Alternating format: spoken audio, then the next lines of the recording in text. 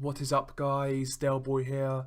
A quick preview to the undercard of Errol Spence Jr. versus Mikey Garcia.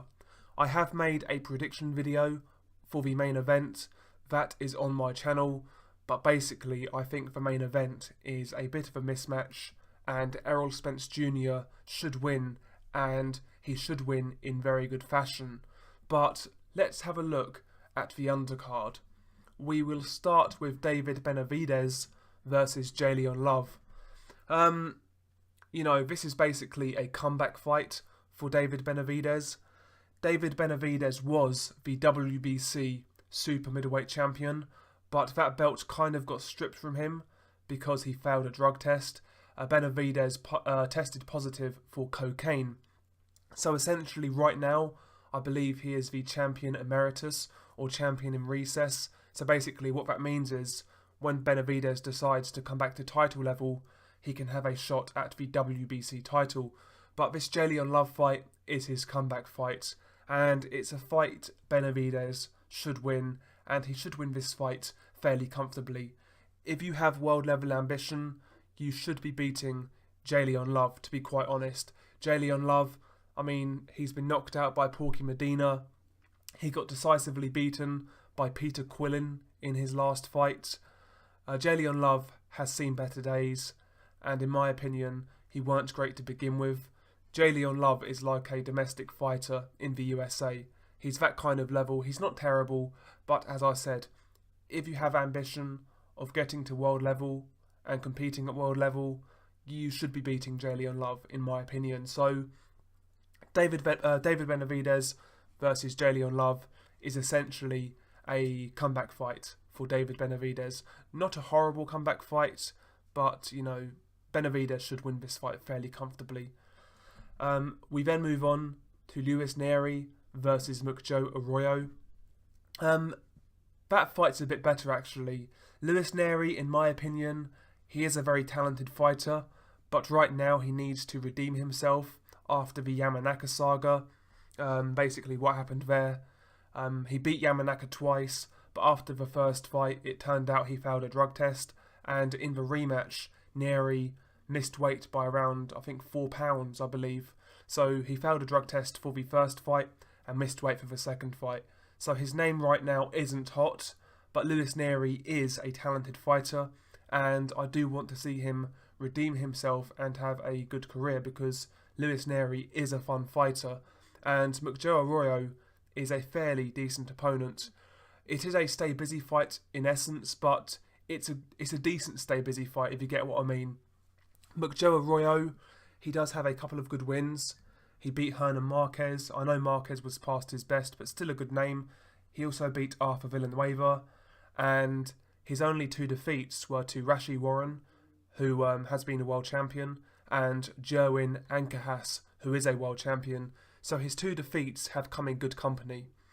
Mukjo Arroyo, he's a tough guy. He comes to fight. He's durable. So that could be a decent little fight there. Luis Nery versus Mukjo Arroyo. But I do make Luis Nery a big favourite. Like I said, despite Nery's past misdoings, I do think he's a very talented fighter and a fighter who can have a very good career. But yeah, half decent fight there between Luis Nery and Mukjo Arroyo. We then move on to a heavyweight bout between Chris Arreola and Jean-Pierre Augustin. Now, Jean-Pierre Augustin, or Augustin, I'm not sure how you say his name, he's a heavyweight from Haiti. Not seen too much of him. He looks fairly basic, but he's undefeated. He's coming into this fight with confidence. And, Chris Arreola, to me, is a guy who is past his best by a long way. I felt he was shot before he fought Deontay Wilder. Before he fought Wilder, I felt he lost to Travis Kaufman. He really struggled with Curtis Harper. Arreola has been looking shot for quite some time. Is Augustin good enough to beat him? If he has anything, Jean-Pierre Augustin should beat Arreola, to be quite honest, because I think Arreola is shot to bits. If Jean-Pierre Augustin loses to Arreola now, it says more about him than it does about Arreola, because Arreola is shot to bits. as far as I'm concerned. We move on to another heavyweight fight between Charles "I Walk This Earth Like a God" Martin and Gregory Corbin. Now, I'll be honest with you, I'm not really sure what to expect from this fight. Charles Martin, he's come up short at the highest level. The two best guys he fought were Anthony Joshua and Adam Kownacki. As we know, the performance he put in against Anthony Joshua was nothing short of disgraceful, but he did redeem himself against Adam Kownacki. He lost that fight, but he put up a really good account of himself. So Charles Martin at worst he's a fun fighter to watch potentially, and as for Gregory Corbin, I'm not really sure about him, to be quite honest. He's 38 years old with an unbeaten record of 15-0. Apparently this guy can box a bit, according to a couple of people I know, so maybe he can spring off an upset here. But, Gregory Corbin hasn't really fought anybody as far as I'm concerned. He's fought a couple of good journeymen, but if you look at his record, it's not really filled with anything of any quality. Yeah, there, as you can see. His best win is Jamal Woods.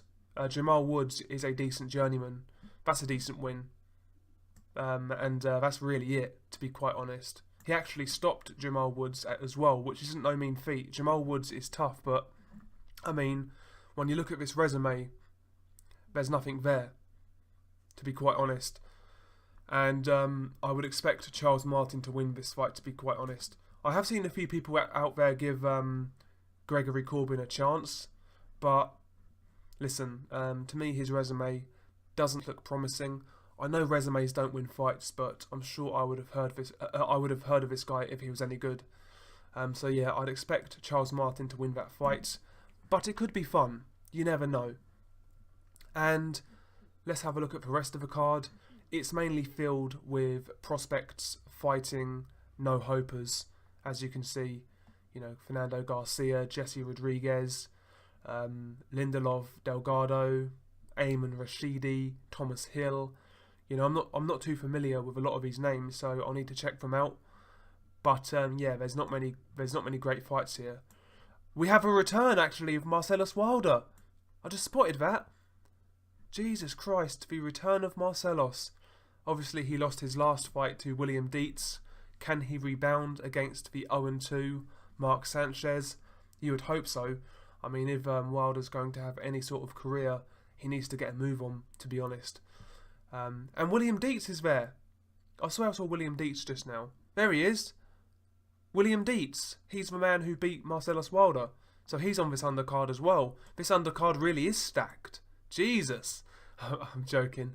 But yeah, William Dietz makes his return to the ring after the knockout of Marcellus Wilder.